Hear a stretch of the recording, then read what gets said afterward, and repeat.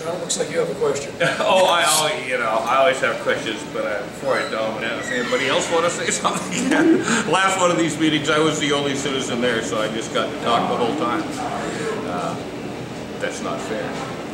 I do have a couple of questions, though, and one, of course, goes with the current topic of interest in the city, and that's the house on Sand Hill that we just seem to be unable to get rid of. It's obviously been a subject of it's obviously been a subject of a lot of controversy lately, and it just seems like we just for years and years and years we've been unable to remove that eyesore or force it to be taken care of. Last I heard, because we had a city council meeting night before last, where they tried to move it over and have the the redevelopment agency or redevelopment funds pay for part of it out of taxpayer funds. That got shot down, which I think was a good thing. It needed to be shot down. But what are we going to do about it? The thoughts of condemnation were brought up, and I see Al Littman wrote a rebuttal kind of to condemnation and the process and what the city would have to do. So that may or may not be the right answer, but I think his rebuttal missed the point. And the point is that I don't know anybody that is willing to stand up and say they think they ought to just leave it alone and let it sit there and let the property owner do whatever the heck they want. So I don't see anybody taking that position. If they are, I want to hear them take it. If that's not anybody's position, I'll take it. Okay. Absolutely, I'll take that position. It's appropriate. But if that's not the position, and if we agree that we want to get rid of it, that it would be in the best interest of the city to remove that eyesore. And what steps do we need? Fire hazard as well. What steps do we need to do to get that accomplished? That's it. Aaron, you want to take a step then? There are a variety of options, but the direction I heard on Tuesday night was that, as Councilor Ramsden indicated, there was not any direction to take any further steps at this time. If they would like to bring it back at a further date and direct us to do something different, we certainly are ready to do that. But I didn't hear any direction to do anything additional. Now, if I may continue on that thing, I would love to hear a viable solution. I would love to get that thing gone, no question about it. But here's the issue to me, is condemnation. We pay for it. The city buys it. Right. Eminent domain, we buy it. For a buck? No, for fair value. But why won't the city? We don't want it. I mean, either yourself or somebody made a comment that said, well, we know what happens when the city gets in the lending business or whatever it was, and referring to the, of course, $2.5 million we threw away a few years ago. But this is a different situation. This $20,000, if we use that as a round, maybe a 16, whatever that number is, if the city pays for that demolition and puts a lien on the property, the city's going to get 100 cents on the dollar back. It might be tomorrow, it might be 10 years from now. I know that. There's a concept of time value of money, too. No, sure there is, and I haven't explored, and we need to explore, because I know in the private world, there are statutory amounts that you can charge as post-lien interest. I don't know if the city has that ability or not. If not, maybe we ought to change the statutes to have that be there so you get some time value for your money. But at any rate, we had a $22,000 overrun on a contract nobody knew about. We paid that. We ended up seeing a $20,000 increase in the cost for an attorney. We paid that. But for some reason, the city won't put $20,000 of secured money they're going to get every penny back to get rid of that eyesore that everybody wants gone. Okay, so then when's the next eyesore comes up? I don't know. And when's the next one? And pretty soon we're in $150,000, $200,000 to take all of these. There's a couple of them. One's got a chain link fence around here. It's all boarded up. It's an eyesore. No question about it. Then it becomes, and the definition of nuisance in our statute, in our code, is very subjective, and it's very open to interpretation. Then let's fix it. Okay. Make it more objective. Well, then you're by de facto condemning properties. By making it specific, you have to have something specific in mind, and something will fall into that category. And so by defining it closely, you have put somebody in a position of condemnation.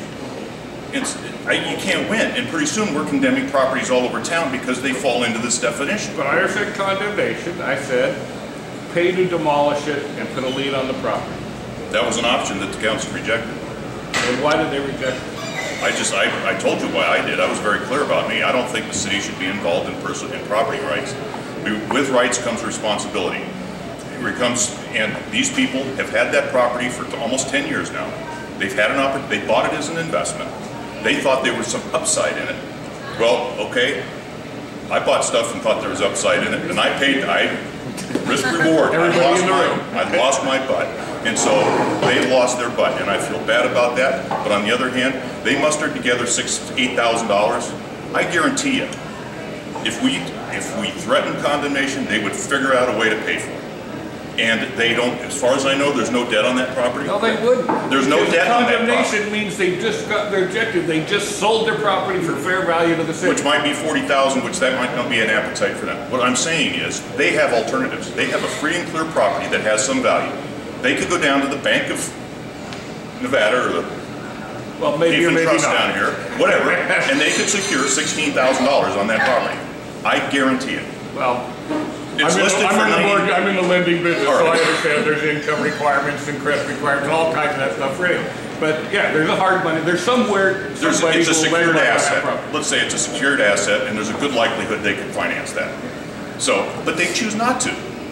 I mean, at what point do we get involved in their life and help them? We them? seem to have, as a city, no method to require them to get action taken. We've been in the same spot 10 years. What is it? Maybe not. We can condemn. Or we can pay to tear it down and put a lien on it. Either, those are two options. And we rejected, council rejected them. But condemning means the city has to put up more money. Well, of course. And then they own a property and they have to sell it. But the council rejected both options Tuesday night. So the council's position is just leave it, because we can't do a darn thing. that's it. That's the way it was left, if I'm not mistaken. I didn't receive any further direction to do anything else. Condemnation was not one of the alternatives that they denied. But they I couldn't don't direct think me to bring it back. it wasn't one of the solutions on the agenda. That's right. So that was not an issue that they denied. They denied placing a lien or sharing the 50-50 cost of Yes. tearing that down. Condemnation was not discussed. No, it was mentioned. It was Okay. mentioned, but it was not discussed or That's right. voted on. Okay, well, you know how I feel about it. So, I can't speak for anybody else.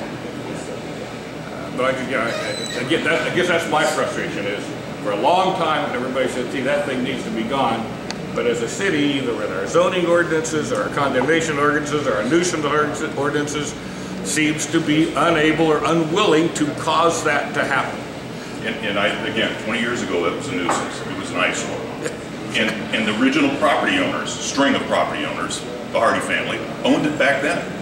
And they had owned it for 97 years. And they chose not to do anything with it. At some point, take responsibility for your property. No, but they don't, and we seem to be toothless or unable to, or unwilling to make them. Well, I'll tell you what will make them is the lack of ability to sell it at a reasonable rate, because there's something on there that has to be demolished. I mean, there's an implied motivation right there. If they think in their dreams that's worth $100,000, somebody's not going to pay that and know they have to raise the property or has hazardous material on the property. They're not going to get what they think they're going to get, and they're going to pay for it in the end. And that's where it should be. Yeah. Except that they can decide, like I think most of us think, hey, I think our property values are actually going to go back up some point here. So we're just going to keep that trashy thing sitting there because nobody's making us do anything. We're going to hold on to it for another 10 years because we think the property values are going to go up and we'll recoup money. And are we as a city willing to let that sit there for another year or 5 years or 10 years? Or when are we going to figure out a way to cause it to get removed? So why is this one house the only one that's Well, it's being not only pinpointed? one. I mean, It's just the most there's- obvious one. There's a half a dozen of them around here. I mean, even down Mesquite Boulevard. But so there we go. So That's why the focus slippery- on just the one? Thank you. And I don't know what side of the coin you're speaking from on this one. It doesn't really matter, but that's the slippery slope. You do one, you do another. Now it's not 8,000 or 20,000 or 16,000. Now it's 100,000. Now it's 150,000. Well, you gotta start somewhere, sir. with your money? I don't want my money to go there.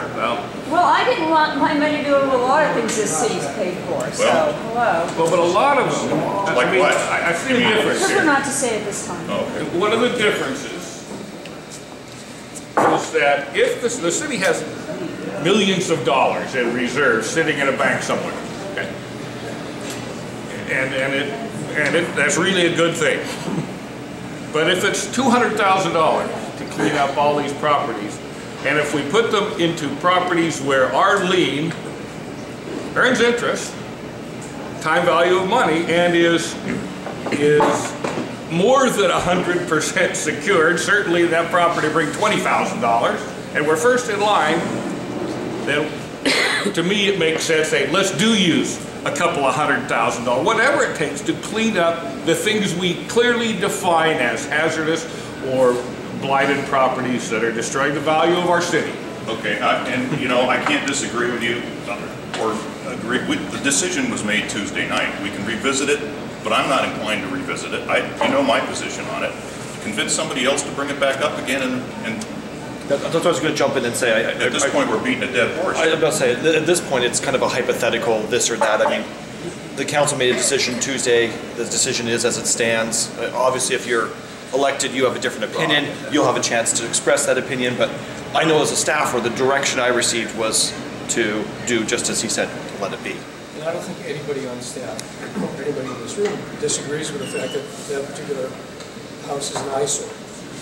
The issue, I think, is one of precedent and what we would be obligating ourselves to do if we went forward with the proposal. Why don't we... Taking a different approach. If we look at it, there's an open doorway there. Transients, children, anybody can walk in there. It is not only a nuisance, it's a health hazard. Go ahead. I had actually been in the office after the council meeting, talked to Aaron. I said, is there a way to compel them? Clearly they have $8,000. We know that. Put up a chain link fence with a lock on it. It doesn't cure the eyesore issue, but it certainly will help the health and safety issue. Howard, I Why don't think isn't- so. Anybody can climb over it. Well, not kids can't, and not little kids can't. And at some point you're trespassing. Teenagers, though. You're clearly trespassing. And you, at some point, take responsibility for your kids. You know, in California, if a burglar injures himself in your yard, they can sue you for it. Yeah, I know. I was born in California, raised in We know, California. we know. That's why I live in Nevada. That's why we live in that. Thank you. But I understand that, I know that there's no way to 100% secure anything. I bet you the cop shop could get broken into. I don't know, maybe not, but nothing's 100% secure, but at least it takes the obvious safety and health and safety issue out of play. It does not cure the eyesore issue, but it's a resolution along the lines that you've suggested.